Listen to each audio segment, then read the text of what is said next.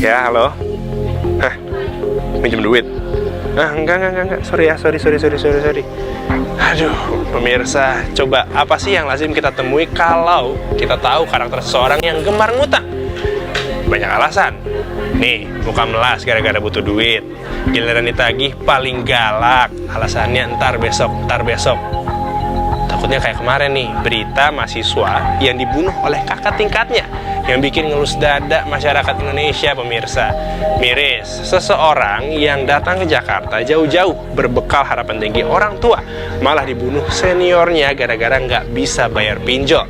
Akibat investasinya boncos, pemirsa. Dari peristiwa ini kita belajar dan juga berharap, pemirsa, regulator, terutama otoritas jasa keuangan ini bisa menutup celah potensi pinjaman online individu yang macet lewat aturan yang ketat. Faktanya nih pemirsa, Gen Z dan juga milenial itu yang paling banyak nih berurusan dengan keuangan. Data otoritas jasa keuangan yang kami download sampai Juni kemarin, Gen Z dan milenial adalah penyumbang kredit macet pinjol terbanyak. Nah, nih datanya di samping saya nih. Kalau data OJK ini harusnya cuma mencatat yang legal, bayangkan kalau seandainya digabung bareng sama yang ilegal, pemirsa. Berapa banyak nih kredit atau utang yang macet? Coba Anda bayangkan, pinjol yang macet di usia di bawah 19 tahun ditambah 19 sampai 34 tahun itu totalnya sampai 765 miliar rupiah. Usia muda, utangnya banyak, terus macet lagi. Buat apa sih pemirsa? Flexing, mau banyak duit tanpa jaga lilin. Anak zaman sekarang. Nih pemirsa, coba kita dengarkan keterangan polisi bahwa tersangka pembunuh mahasiswa UI memang betul adanya berurusan dengan pinjol. Adapun motifnya adalah karena mengalami kerugian lah di investasi online kripto. Dia bermain investasi di kripto, kerugian banyak, sehingga dia banyak utang lah dengan itu, termasuk utang pinjol, bahkan ke korban pun sempat dia pinjam uang. Karena dia didesak oleh utang itu, sehingga dia terpikir bahwa barang-barang untuk menguasai barang-barang si korban untuk menyelesaikan utangnya. Yes, pemirsa, ngemeng-ngemeng nih soal pinjaman online ilegal. Pemerintah bekerjasama dengan sejumlah pihak tidak henti-hentinya menjegal operasional mereka agar masyarakat tidak menyalahgunakannya, pemirsa. Buktinya, sudah cukup banyak pinjol ilegal yang ditutup. Kemarin, di 2019 itu ada sekitar 1.493 pinjol yang sudah ditutup.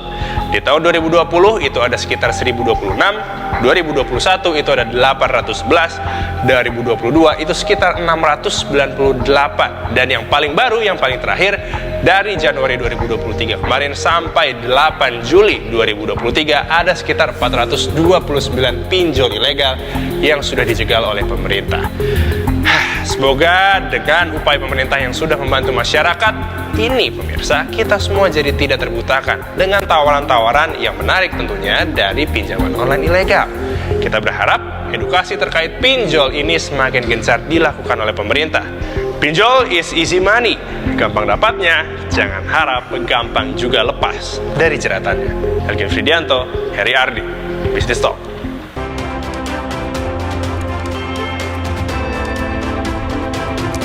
Selamat malam saudara, Anda kembali menyaksikan Business Talk bersama saya, Sister Tarigan. Semakin banyak masyarakat yang tercekik oleh pinjaman online. Dan sayangnya saudara, banyak sekali anak muda dengan nilainya yang cukup fantastis juga suka pinjam online. Nah, bagaimana regulator melihat fenomena ini, lalu kemudian bagaimana nanti tata kelola yang dilakukan oleh industrinya? Di segmen awal kita telah bergabung dengan Pak Sarjito selaku Deputi Komisioner Perlindungan Konsumen Otoritas Jasa Keuangan. Selamat malam Pak Sarjito. Selamat malam pemirsa. Ya, Pak Sarjito, yang kita tahu bahwa jumlah mereka yang bergantung terhadap pinjaman online itu naik terus ya Pak. Lalu kemudian yang jadi fenomena kita lihat angkanya yang habis dirilis oleh OJK, ini generasi milenial sampai generasi di bawahnya juga ternyata bergantung terhadap pinjaman online. Nah, bagaimana OJK melihat ini? Apa penyebab mereka tampaknya begitu bergantung terhadap pinjaman online, baik ilegal maupun yang legal? Baik, Kalau ditanya seperti itu, OJK pasti akan menjawab bahwa pertama ada kecenderungan anak-anak muda itu mengedepankan keinginan tetapi bukan kebutuhan. Oh. Bahkan kalau mau nonton kemarin rame konser Coldplay, bahkan yang tidak dapat di Indonesia nyanyi di Singapura. Mereka membayar dengan berbagai macam instrumen keuangan yang menunjukkan bahwa dia tidak punya uang cash on hand. Nah, ini berbahaya sekali. Makanya saya sampaikan bahwa tentu OJK bersama seluruh anggota Satgas Kementerian Lembaga termasuk pemerintah itu harus memberi perhatian terhadap behavior yang seperti ini. Pada suatu seminar di Jogja beberapa tahun lalu, saya ditanya bahkan kenapa Pak anak-anak muda sekarang kok tidak mau membayar utangnya, bahkan dipinjol legal ini. Saya bicara pinjol legal. Nah, hal-hal seperti ini tentu tidak cukup bahwa OJK memberikan edukasi pinjamlah ke pinjol-pinjol atau peer-to-peer lending yang legal, tapi juga harus mengubah perilaku yang konsumtif, yang hanya mengedepankan keinginan bukan kebutuhan.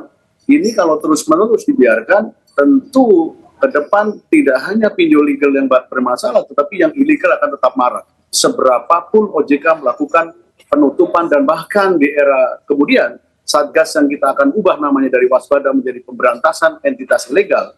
Nanti kebetulan saya jadi ketua Satgasnya, kita akan agak keras karena di Undang-Undang P2SK sudah ada ketentuan, ada deliknya bahwa terhadap pelaku yang seperti itu kita akan kenakan pasal dan juga ketentuan denda uang yang besarnya hampir sampai 1 triliun rupiah.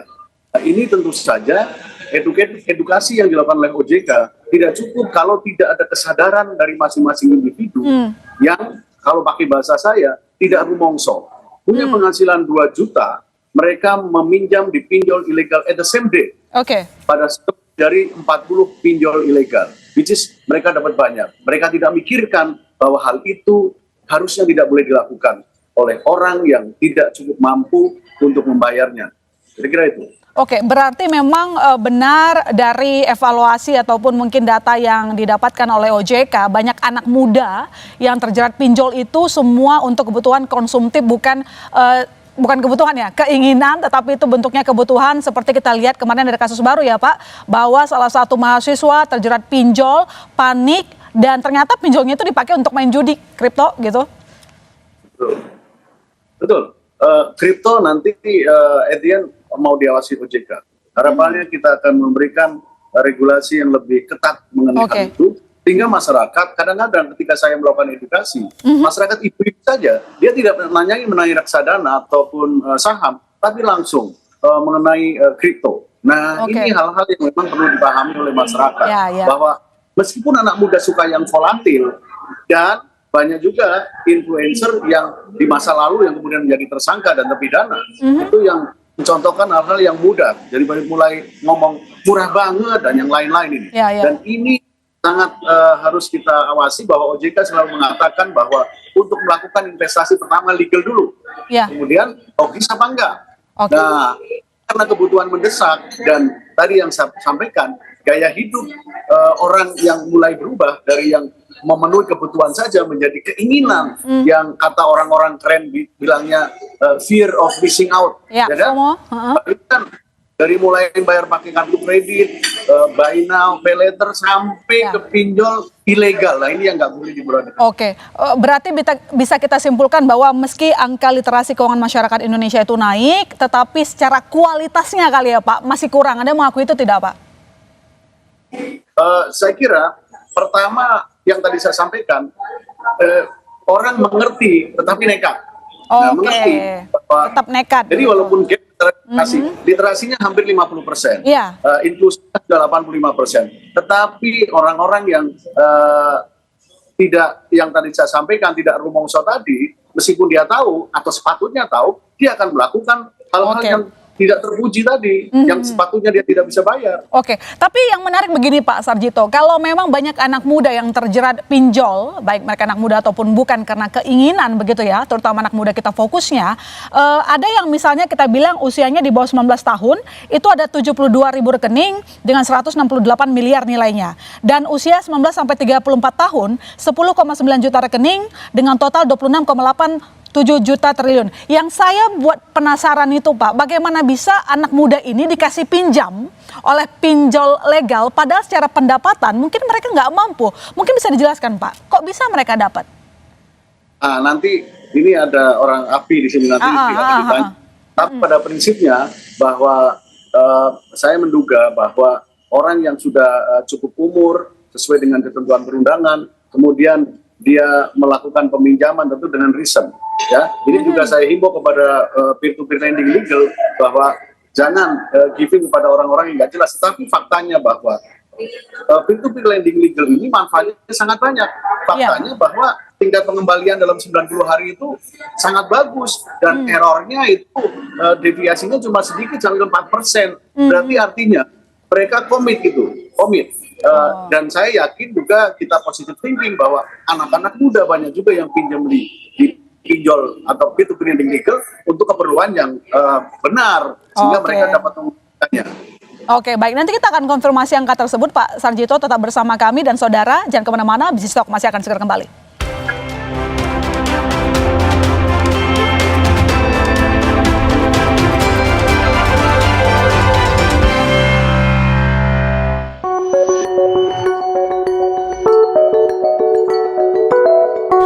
Kalau aku sih nggak pernah ya, soalnya diajarin sama orang tua nggak boleh minjem-minjem kayak gitu. Tapi untuk teman-teman aku sih banyak yang make. Pernah sih waktu itu kepepet karena ada kebutuhan urgent. Oh, nggak pernah Mas. Kalau pinjam-pinjam kayak gitu, kalau online juga nggak pernah. Iya pernah Kak, kemarin saya pinjam.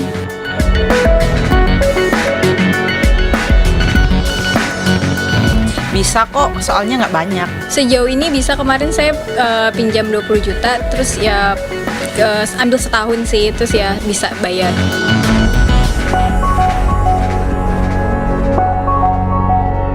Biasanya sih untuk tuntutan gaya hidup. Ya kayak nonton Coldplay, terus nongkrong sama teman-teman, kayak gitu sih.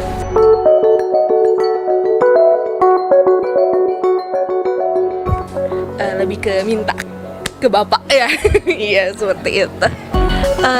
Sebenarnya pinjaman online itu untuk opsi terakhir ya. Kalau udah kepepet banget, urgent banget, itu baru. Alhamdulillah sih enggak ya, karena kalau misalkan butuh banget kepepet, terus ada mungkin bisa ke orang tua dulu, yang saudara-saudara terdekat lah yang bisa. Kalau saya pribadi iya, karena itu lebih pribadi aja ya, maksudnya kita nggak minjam ke orang dan orang tua juga nggak tahu, jadi tidak bikin khawatir orang tua juga dan lebih keep aja.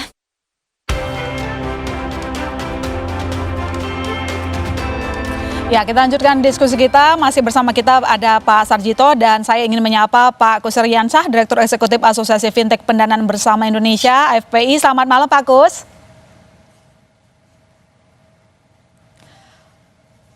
Pak Kus, suaranya nggak kedengeran, masih di mute kayaknya.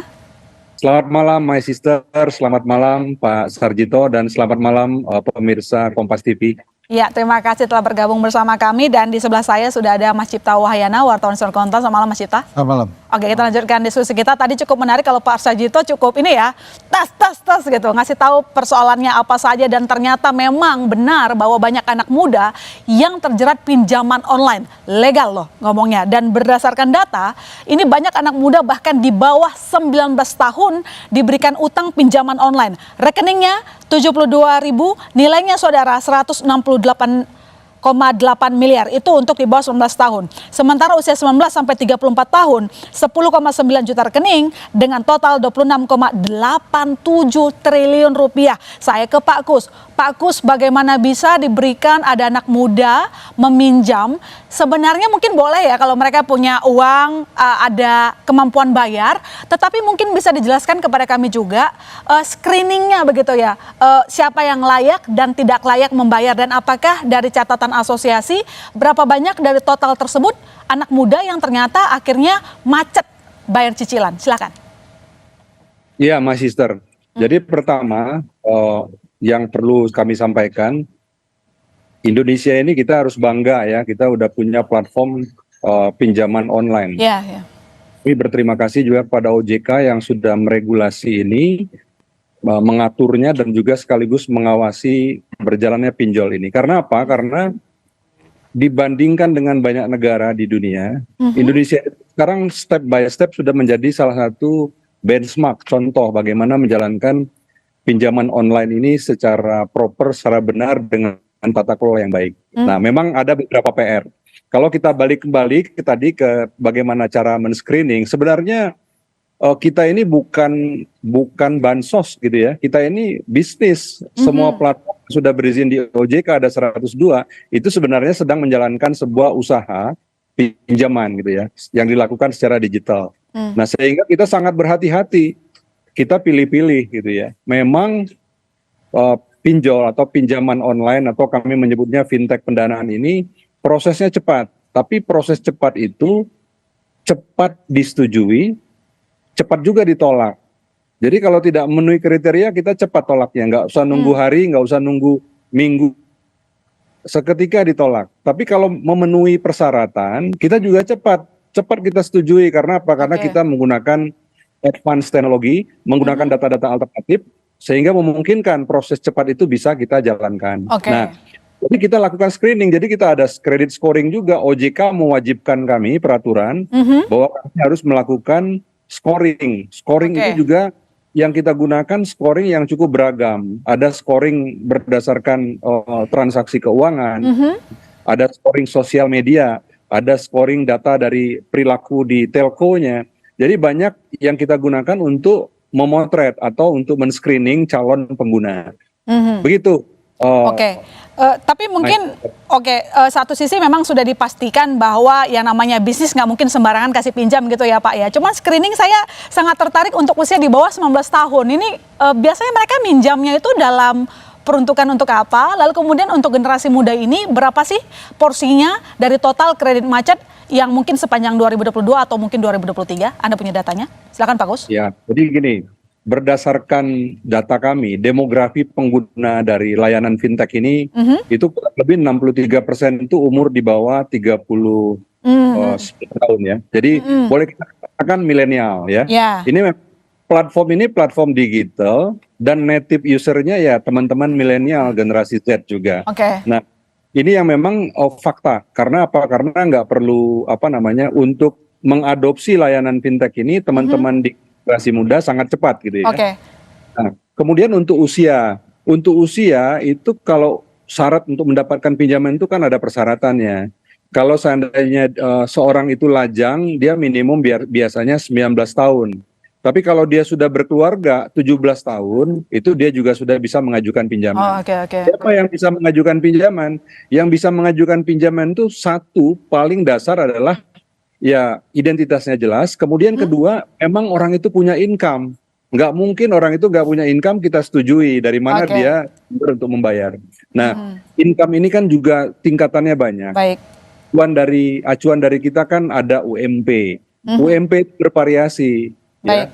UMP bervariasi di Jawa Tengah, Jawa Timur, Jawa Barat, DKI Jakarta itu berbeda-beda. Standarnya pun juga berbeda. Dan kita juga menggunakan formula yang umum bahwa approval untuk pinjaman itu biasanya maksimum jumlah cicilannya itu 30% dari penghasilan. Berarti dipastikan bahwa mereka punya catatan keuangan gitu ya, karena memang kalau Pak Kus tadi nyebutnya ini bukan bansos, ini bisnis begitu. Sebelum saya ke Pak Sarjito, saya ke Mas Cipta. Mas Cipta, berdasarkan yang kita perbincangkan hari ini mungkin wajar ya kalau kita memberikan concern kepada usia muda yang minjam. Karena kemarin kan baru ini ada kasus begitu ya, mahasiswa udah bingung mau bayar apa, ujung-ujungnya bertindak kriminal begitu ya, bahkan melakukan pembunuhan. Kita prihatin akan hal itu. Tapi satu sisi memang pinjol ini kita tidak bisa bilang jelek gitu, enggak ya. Sama seperti Pak Kus tadi bilang bahwa ini menjadi salah satu solusi ya untuk memperoleh pendanaan yang cepat. Tetapi melihat angka tadi Mas Cipta, meski Pak Kus mengatakan bahwa loh kita kalau ngasih permodalan juga lihat loh kredit skornya gimana, keuangannya mereka seperti apa. Tapi kalau redaksional memandang banyak anak muda yang bergantung ya kita sebutnya ya ke pinjaman online, gimana? Ya, persis sebenarnya sangat disayangkan ya Pak Kus ya, pinjol itu kemudian sekarang konotasinya menjadi negatif. Sayang Padahal sekali. itu kan sebenarnya netral ya, netral yang justru menjadi memberi solusi sebenarnya kepada masyarakat. Tapi ya ini sebenarnya kalau bicara kenapa anak muda, sebenarnya ini kan kalau kita refleksi lebih dalam, ini kan sebenarnya areanya nggak cuma terjadi di area pinjol. Ketika kita bicara investor, itu sekarang kita bicara investornya juga paling besar adalah milenial. Itu yang mempercepat pertumbuhan juga. Jadi mempercepat angka-angka pertumbuhan investor. Lalu juga di sisi produk yang lain, yang dalam kasus ini pinjol, ya wajar kalau anak muda karena memang disitulah penduduk yang porsinya paling besar itu satu. Yang kedua mereka-mereka ini kan yang paling aktif begitu ya, paling aktif kedua. Tapi yang ketiga juga mereka-mereka ini yang dalam tanda kutip memang belum cukup bijaksana begitu ya untuk mungkin mengambil keputusan memilah dan memilih yang benar. Nah di sini yang memang kemudian seperti halnya mungkin aktif kita mengedukasi masyarakat dalam hal investasi, dalam hal ini juga memang kita bersama-sama harus terus meningkatkan itu sih supaya bisa mengambil keputusan yang benar. Nah mungkin kepada pelaku ya Pak Kus, mungkin kalau kita, mungkin tidak semua ya, tapi kalau kita lihat iklan sebenarnya sedikit banyak pasti itu juga menjadi trigger juga. Karena iklan yang muncul sekarang, kita tadi diskusi ya, lebih ke menekankan, oh ini sangat gampang dan sebagainya. Dan tujuannya konsumtif dan sebagainya. Nah ini yang kemudian mungkin di pelaku harus bersama-sama saling meningkatkan tata kelolanya supaya iklan juga mendidik juga, bukan hanya iming-iming saja. Karena ya kalau orang kepepet, nah itu kan udah nekat, gelap mata, akhirnya apa yang di depan diambil. Nah ini yang anak muda yang mungkin masih emosional, ini kemudian menjadi dalam tanda kutip ya terjerumus. Lagi gitu. pengen sesuatu, terus kemudian lihat iklan, gampang lagi, tinggal kasih data segala macam, udah akhirnya minjam. Yang dikatakan Pak Sarjito tadi, orang minjam bukan karena butuh, tapi karena ingin, begitu ya.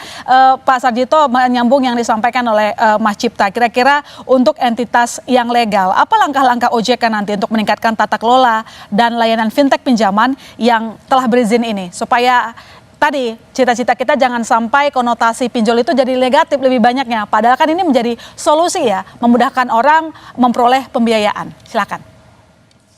Baik, istilahnya pun sekarang, jadi ini AFI kan maunya fintech pendanaan atau peer-to-peer lending kan gitu ya. Tapi konotasi yang negatif ini justru ketika kita pun lagi ngomong pinjol termasuk yang ilegal, ngomongnya tetap pinjol kan gitu ya. Jadi ini hal-hal yang memang harus diperbaiki. Tadi disampaikan oleh Mas Cipta cukup wise dan juga Mas Kus juga menyampaikan manfaatnya juga sangat besar. Jadi jangan sampai ini dianggap sebagai malapetaka, tetapi memang ini adalah sebuah kemewahan yang memang memudahkan masyarakat yang memang butuh untuk melakukan pendanaan untuk bulan-bulan yang sangat produktif. Nah, untuk yang pinjol legal, tentu saja kita akan menaikkan governance-nya, ketentuannya, dan tentu saja asosiasi sudah bertindak dengan sangat bagus untuk melakukan hal-hal itu. Yang menjadi concern yang utama sekarang adalah bagaimana memberantas pinjol yang ilegal ini. Yang rasanya tidak cukup kalau kita hanya blokir karena bukan. In 5 minutes, dari 100 yang kita tutup bisa jadi 200. Nah, karena ada undang-undang P2SK dan kita mengubah bahasanya dari Satgas waspada investasi menjadi pemberantasan identitas yang ilegal, salah satunya pinjol yang dalam yurisdiksi OJK, kita akan kenakan mereka pasal yang cukup keras, dan kerjasama kita dengan penegak hukum di dalam OJK maupun dengan seluruh anggota Satgas, kita akan pastikan bahwa Google, Meta, dan Kominfo juga kita kerjasama bagaimana supaya tidak mengiklankan hal-hal yang tidak baik. Kemudian ketika mereka beroperasi di wilayah Republik Indonesia kepada warga negara Indonesia, tentu pemerintah dan OJK beserta seluruh anggota Satgas, kita berkomitmen pertama penindakannya harus pasti, harus lebih keras. Karena agar citra pinjol atau peer-to-peer lending legal ini jangan jadi busuk gara-gara pinjol ilegal ini. Nah ini yang kita akan lakukan agak lebih represif dari yang sebelumnya hanya melakukan blokir-blokir. Kira-kira itu. Ya, Pak Sarjito, mungkin kita sama-sama sepakat bahwa sebenarnya regulator selama ini begitu rajin ya Pak untuk memblokir peredaran dari pinjol ilegal. Tapi kemudian seperti yang Anda sebutkan tadi, mau diblokir berapapun nanti muncul lagi. Diblokir 1 tembus 1000 begitulah kita katakan. Nah, apa sih yang dari evaluasi regulator selama ini yang membuat mereka tidak jerah sama sekali meski sudah ditindak berkali-kali? Itu satu. Yang kedua, tadi Anda mengatakan mungkin nanti akan kerjasama dengan platformnya begitu ya, seperti Google dan kawan-kawan. Nah, sejauh ini seefektif apa nanti itu bisa mematikan pertumbuhan pinjol ilegal? Silakan Pak. Pertama, kalau misalnya ini kita bicara Google dan Meta, mereka juga sebenarnya ada regulasi di mereka sendiri. Tidak boleh dalam tanda petik membolehkan orang-orang yang tujuannya nggak baik untuk masang di mereka. Dan kita sudah undang Google dan kita undang Meta dan nanti kita kerjasama dengan Kominfo. Kominfo sendiri ada kewajiban bahwa mereka harus memfilter hal-hal yang ilegal ini dan sedang ditunggu peraturan pemerintah yang akan memberikan kepastian lebih pasti terhadap yang ilegal-ilegal ini. Kemudian kita dengan terbitnya Undang-Undang P2SK, dulu kan belum ada deliknya. Untuk pinjol ilegal mana? Di OJK belum ada. Di Undang-Undang P2SK sudah ada. Dengan demikian penindakannya akan lebih represif. Tidak cuma edukasi kepada masyarakat supaya iklannya yang mengiklan makin sedikit, semua bertanggung jawab, Google, Meta, dan Kominfo bertanggung jawab. Kemudian kita juga menentukan penindakan yang represif dengan bekerja sama dengan penegak hukum yang merupakan anggota Satgas, baik polisinya maupun jaksanya, agar dikenakan dakwaan dan tuntutan yang lebih memiliki efek jerah. Kira-kira itu. Oke, makin garang makin ganas memberantas dari pinjol ilegal. Terima kasih Pak Sarjito, Deputi Komisioner Perlindungan Konsumen Otoritas Jasa Keuangan atas waktunya. Kita sama-sama berharap bahwa nanti pinjol ilegal dapat kita matikan begitu ya, dan kemudian peningkatan tata kelola yang positif untuk industri pinjol legal bisa lebih baik ke depan. Terima kasih Pak Sarjito, selamat malam. Sama-sama, selamat malam. Saya bisa live ya? Ya, bisa Pak, silakan. Sampai jumpa lagi. Makasih Pak Kus dan Mas Cipta. Terima kasih Pak Sarjito. Baik, saudara jangan kemana-mana, kami masih akan segera kembali.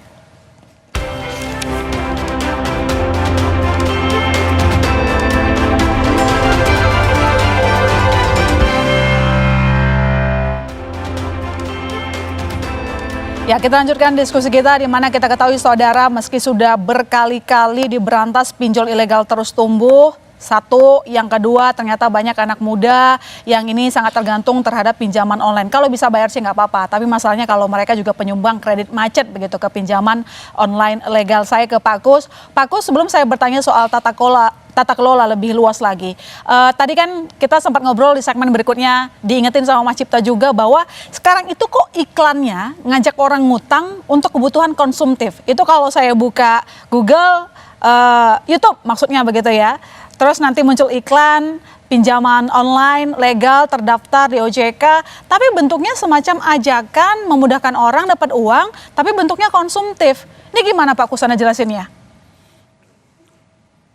Oh iya, ya sebenarnya kan kalau ajakan untuk konsumsi atau untuk berbelanja itu kan bisa dilakukan oleh platform manapun. Apakah itu Google, apakah itu belanja ya.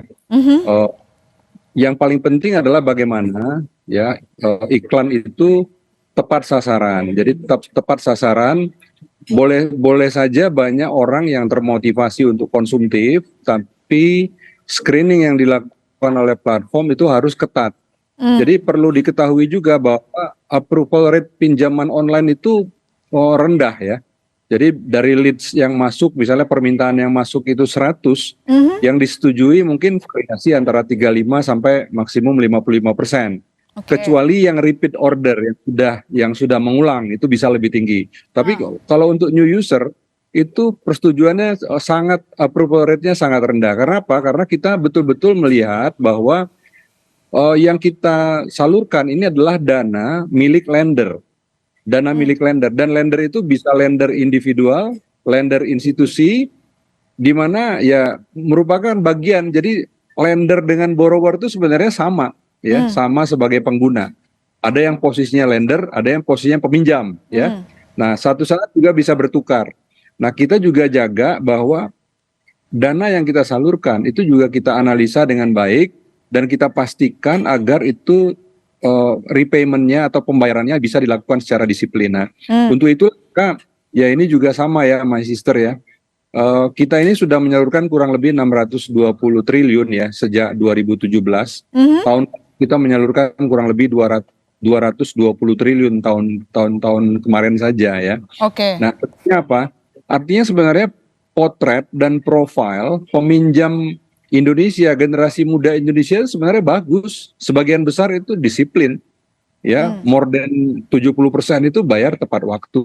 Oke. Ada beberapa yang terpaksa terlambat, ya. Apakah itu karena masalah disiplin diri ataukah masalah karena ada gangguan pendapatan, keterlambatan penerimaan gajian, usaha, pendapatan usaha dan lain-lain.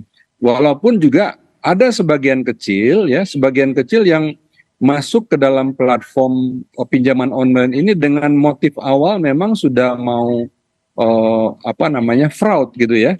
Memang niatnya punya niat yang jahat. Nah, yang ini kita harus lawan ya. Di beberapa platform seperti di sosial media ada grup yang buat namanya grup Galbay gitu ya, Galbay. Nah ini kan sebenarnya menyalurkan, mensosialisasikan intensi yang negatif ya tentang bagaimana memanfaatkan fasilitas pinjaman online ini secara tanpa harus ada kewajiban untuk melakukan pembayaran. Tapi gini, Pak Kus, kalau memang benar bahwa screeningnya begitu ketat, begitu, kalau kita lihat untuk data kredit macet melebihi 90 hari per Juni 2023 itu angkanya naik, Pak, 1.734 triliun. Untuk ini jauh lebih tinggi, 1,7 dan lebih tinggi dibandingkan periode yang sebelumnya 1,2 triliun rupiah di periode yang sama. Untuk hal ini bagaimana menjawabnya? Kan lompatannya cukup tinggi. Apakah memang kurang selektif memberikan pinjaman atau penyebabnya ada yang lain? Sebenarnya nggak begitu ya, Mbak my sister ya. Tahun lalu jumlah outstanding portfolio pinjaman kita itu kan sekitar masih 40-an triliun ya. Tahun ini sudah 52 triliun. Jadi kalau rasionya itu sama-sama 2,5%, ya pasti jumlahnya lebih banyak sekarang. Besarannya juga sudah lebih besar. Nah, itu ada peningkatan secara jumlah, tapi kalau secara rasio NPL TKB di bawah 90 hari itu sebenarnya kami lihat stabil dan acceptable.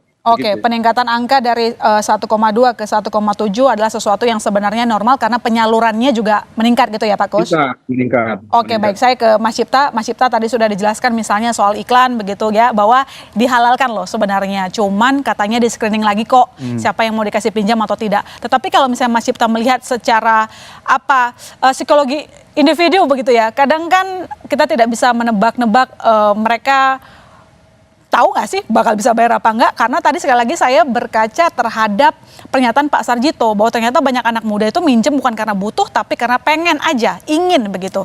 Gimana, apa yang perlu mungkin kita antisipasi dan mungkin peringatan kepada industri juga ya, sebagai bentuk yang tadi kita tahu literasi memang terus naik tetapi ternyata membuat banyak juga anak muda yang terjerat utang. Silakan.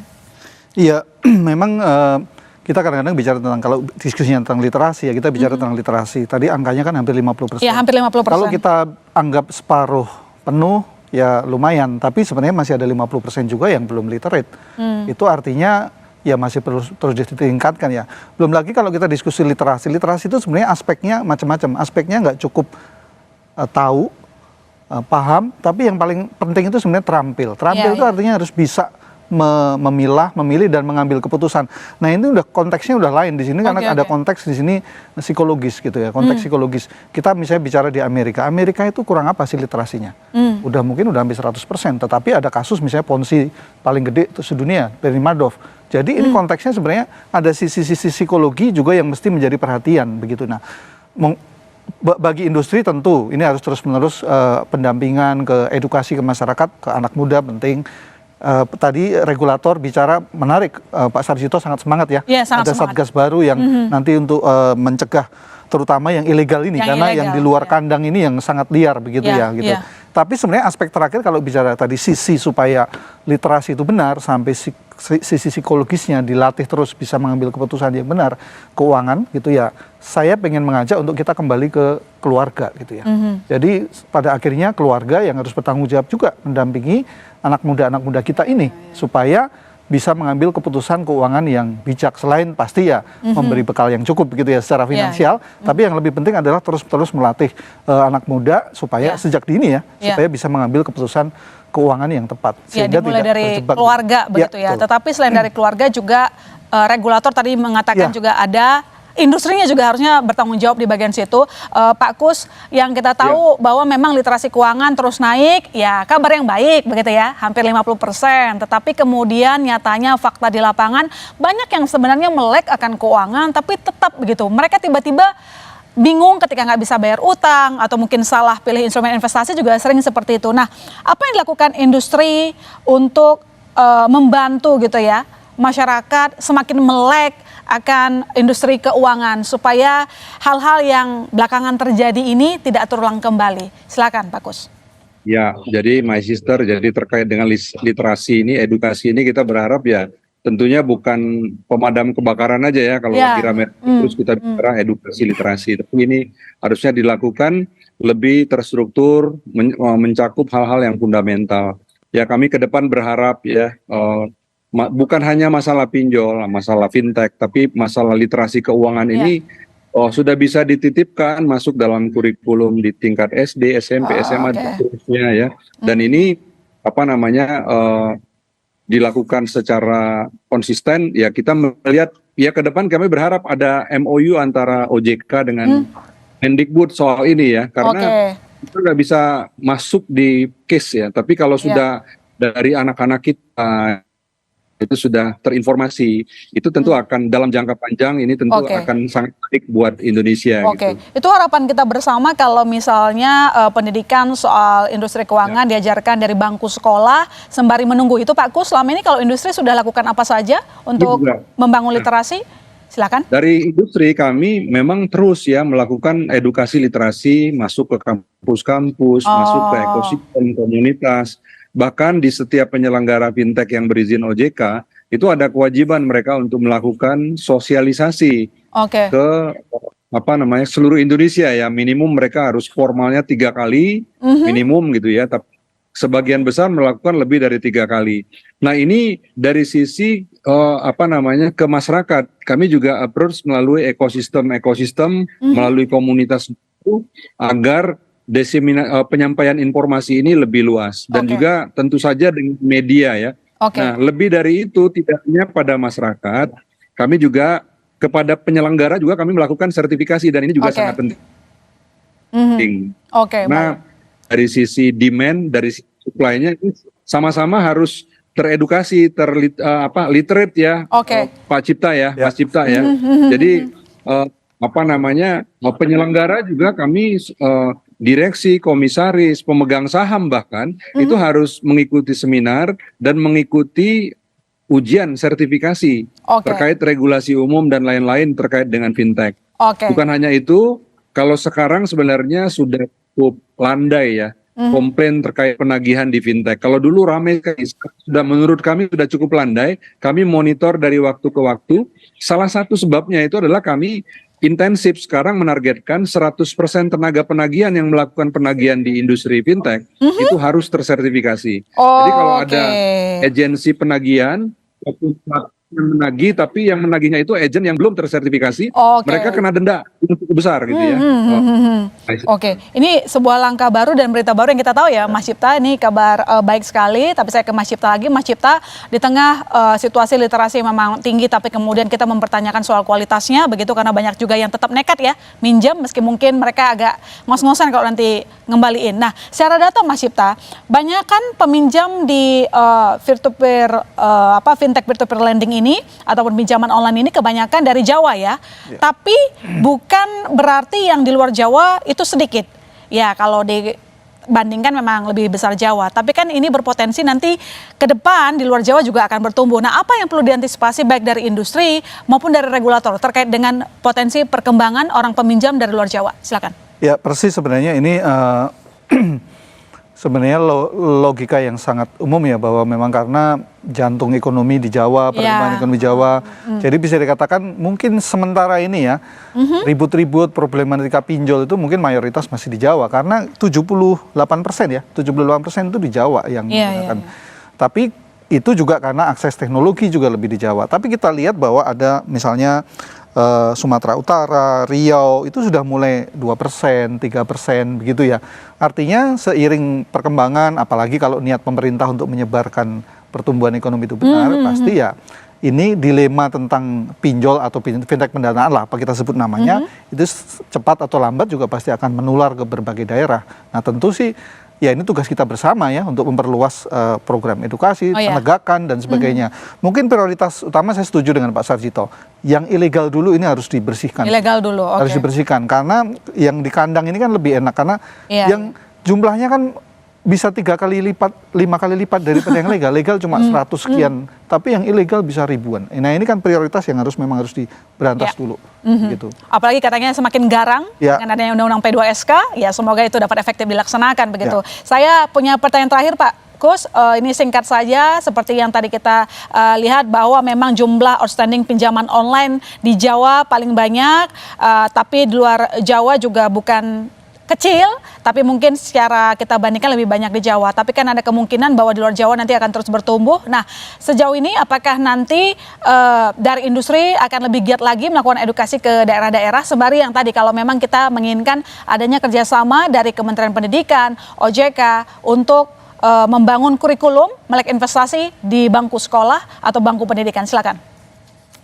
Iya, jadi terkait dengan edukasi tentu kita terus lakukan ya. Jadi, masalah Jawa sebenarnya lebih terkait dengan kematangan digital dari pengguna. Pengguna itu personal maupun UMKM. Ya, kematangan digital. Bagaimanapun faktanya ternyata di Jawa ini lebih matang, lebih adopsi digitalnya lebih tinggi, dan itu otomatis terrefleksi di penggunaan dari pinjol. Nah, kami juga melihat bahwa sebenarnya di luar Jawa, ya di beberapa kota besar itu juga kematangannya juga sudah tinggi. Ya, cuma mungkin karena di Jawa, di luar Jawa, untuk di kota-kota kecamatan, kabupaten, ya infrastruktur, ya maupun layanan digitalnya mungkin belum sebaik di Jawa. Jadi kami berharap juga ke depan, ya peningkatan kualitas infrastruktur, layanan telekomunikasi ke depan, internet semakin baik. Ini serta-merta akan adopsi dari layanan digital juga terhadap pinjol juga akan meningkat. Nah ini itu my sister. Ya, mengingat bahwa potensi pertumbuhan dari pinjaman online akan terus naik, begitu maka antisipasinya harus kita siapkan sedini mungkin. Dan ini ya, dan yang kita lihat juga bahwa kami baru saja melakukan riset ya bersama dengan EY ya. Kalau tahun 2018 ya jumlah kebutuhan pendanaan UMKM kita itu ada 2.650 triliun per tahun, terpenuhi baru sekitar 1.300. Ya, gapnya itu ada sekitar 1.200 triliun. Berdasarkan riset dari AFI bersama EY, 2026 nanti gapnya tambah lebar tuh. Ya, kebutuhannya meningkat menjadi 4.300 triliun. Ya, pemenuhannya hanya akan sekitar 2.600 triliun. Jadi gapnya tambah besar, dan ini merupakan memang ciri khas kita bangsa kita memang sedang berkembang. Kebutuhan untuk pendanaan personal, pendanaan untuk UMKM itu memang sangat tinggi. Berbeda dengan negara maju yang sudah mature, mereka carinya kan reksadana, untuk investasi. Di Indonesia tahapnya kita memang sedang butuh pinjaman untuk mendukung aktivitas personal maupun UMKM. Iya, apalagi dengan data yang baru ini memperlihatkan bahwa yang namanya alternatif pinjaman itu mungkin akan terus bertumbuh, termasuk dengan pinjaman online begitu, maka kita membutuhkan antisipasi lebih dini supaya tidak terjadi gejolak-gejolak yang tidak diharapkan di masa depan begitu ya Mas Cipta ya, setuju? Saya ucapkan terima kasih banyak untuk narasumber saya yang bergabung pada malam ini. Saya ucapkan terima kasih ke Pak Kus Riyansah, Direktur Eksekutif Asosiasi Fintech Pendanaan Bersama Indonesia. Selamat malam Pak Kus, terima kasih banyak telah berpartisipasi di diskusi ini.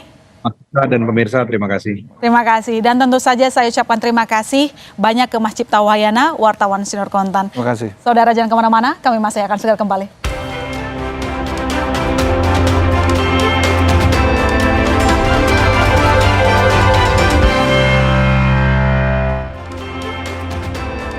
Ya, saudara, kebutuhan pendanaan diproyeksikan akan terus naik. Namun sayang saat ini besarnya permintaan pendanaan dimanfaatkan oleh bandit pinjol ilegal. Nah, ini menjadi tantangan untuk pemerintah menuntaskan semuanya, menghempaskan semuanya. Dan ya, kami ingatkan kepada Anda anak muda di luar sana yang mungkin tertarik untuk meminjam secara online. Kami ingatkan, pinjamlah untuk kebutuhan, bukan untuk gaya. Saya Maisir Tarigan, undur diri, sampai jumpa. Selasa depan.